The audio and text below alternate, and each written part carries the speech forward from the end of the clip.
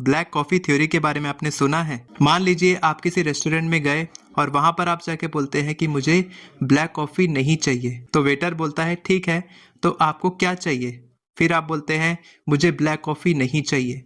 तो बोलता है ठीक है, तो मैं क्या लेकर आऊँ? फिर आप बोलते हैं मुझे ब्लैक कॉफ़ी नहीं चाहिए। वो परेशान होकर चला जाता है और आपके लिए कुछ भी लेकर नहीं आता है।